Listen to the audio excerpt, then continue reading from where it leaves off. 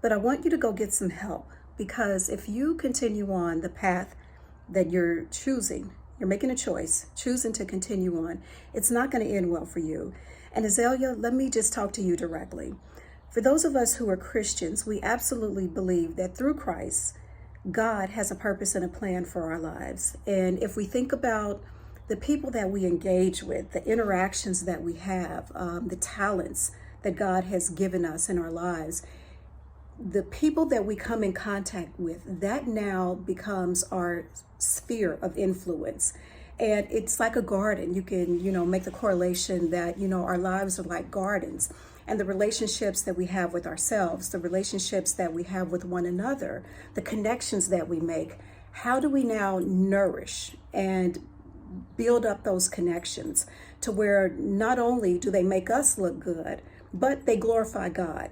And so if you think about, again, using the analogy of a garden, the seed that you're planting, I know society, we like to say that it's karma, but for those of us who are Christians, we believe in the principle of reaping and sowing. So the soil is us. The soil is, again, that sphere of influence that we have.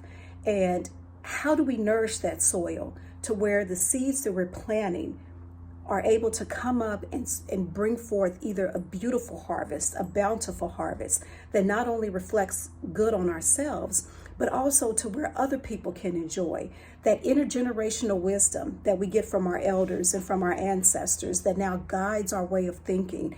And again, our interactions and the learning that we have that comes from engaging with one another. You can't till your garden. You don't even have a ground to till because you are so hardened in your heart.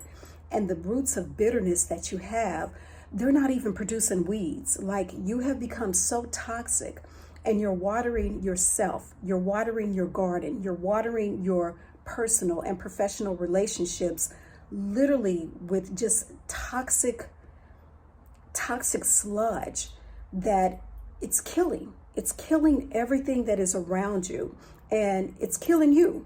And I don't know that you recognize that or realize that. Our elders have told us, you can't make yourself happy by bringing other people pain. It just, and there are so many biblical principles that I could reference here. It's not going to work. But you can't sow bad seed into a ground and think that you're going to reap this beautiful harvest. And as one of the pastors that I listened to used to always say, that there are no crop failures with God. You're going to reap what you sow, more than you sow, or later than you sow. But there are no crop failures. So I would plead with you as a mother, you're young enough to be my daughter, go get some help. Sit down, come off social media, take inventory of how you've been operating for these past couple of decades, and really say, is this working out for me? Like, what have I gained? What relationships have I nourished? Who's going to come to my funeral?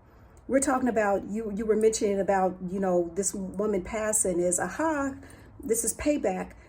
Who's going to attend your funeral? With the way that you are treating and behaving to yourselves and to others, and we could probably assume to family members as well, because that type of hate and that type of toxicity is usually not limited to just one person.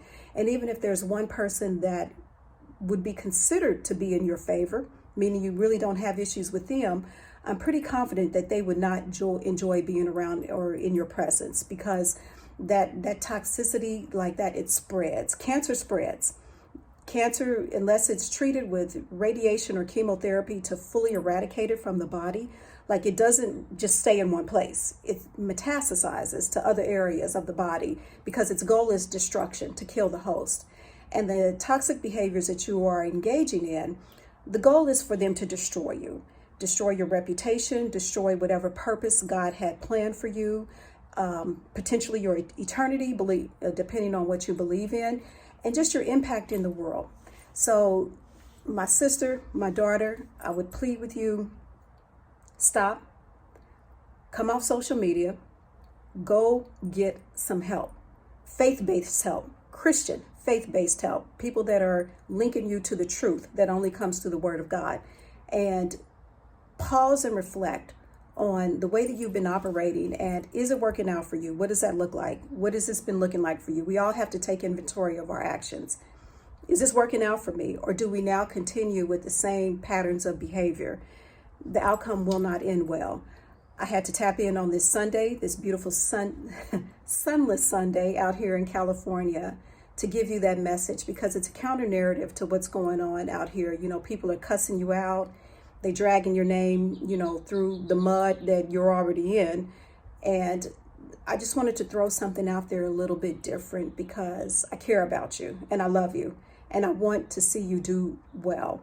And forgiveness, it needs to be extended to you. You absolutely need to extend it to others. And when you do that, then your healing will come forward and you can fully walk in the purpose that God has planned for you.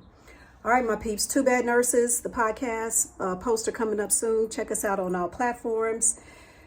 Signing out.